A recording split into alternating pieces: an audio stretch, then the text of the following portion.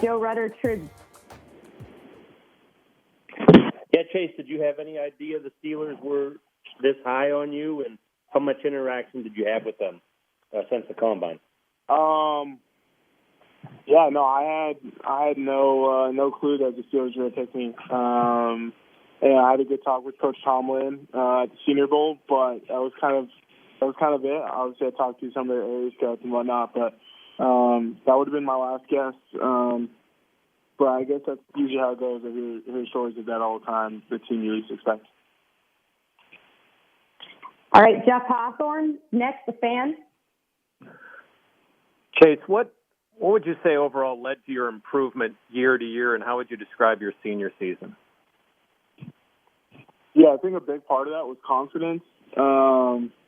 Just being put in that situation and then making those plays and knowing you can make those plays is so much easier to make that play again and again. So I think that was big. That's something that just came with hard work, practice, and all that. And I think once I acquired that confidence, it wasn't something that I could really shake. So I think that was pretty big. And then obviously just like the extra time put in before and after practice. Mike Pizzuta, DVE.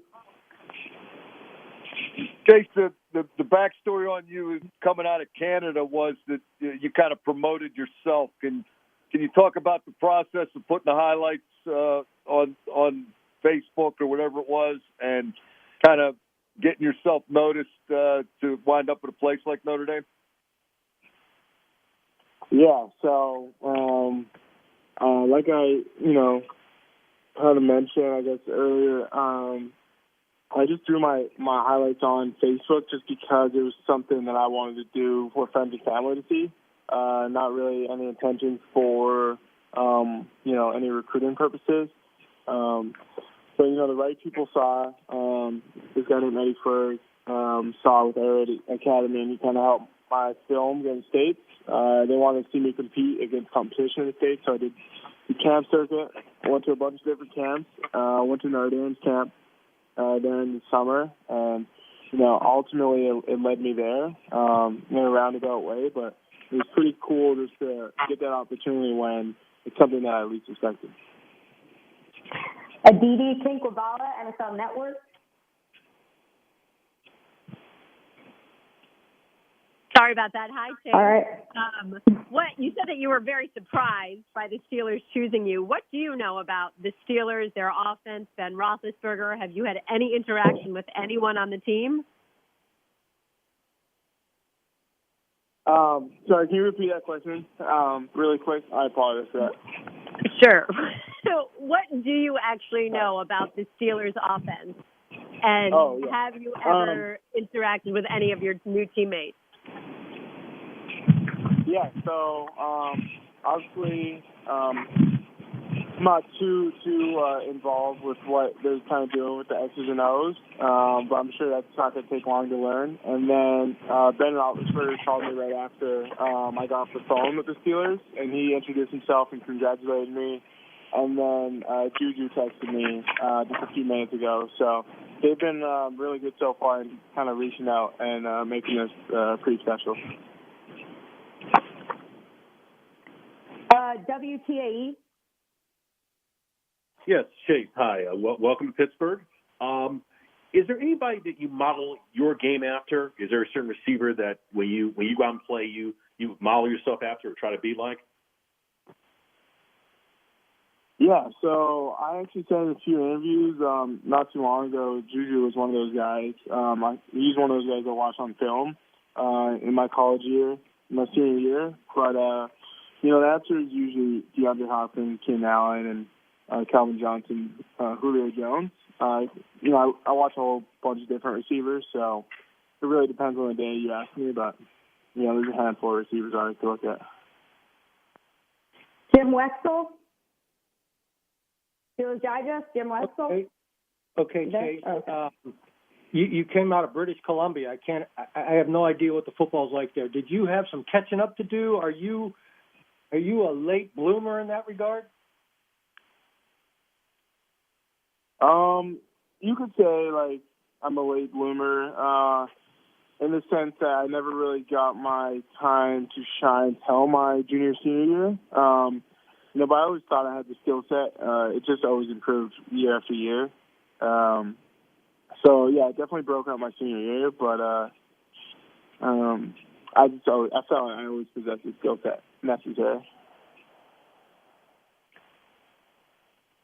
Ed Bouchette, The Athletic. Chase, with possibility of very few spring training and maybe even cutting into training camp, how do you think that might affect your development as a rookie? I don't think it's going to be too bad.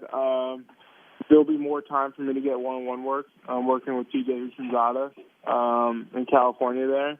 So I'll be working with him for, a while, and then I'll try to get to the facility as soon as I can, just to get some work in with Ben and Juju and other receivers there, and get familiar with the offense. So I don't think it'll limit me at all too much because there'll be more one-on-one work that will be put in. Jerry Dulac, Post-Gazette.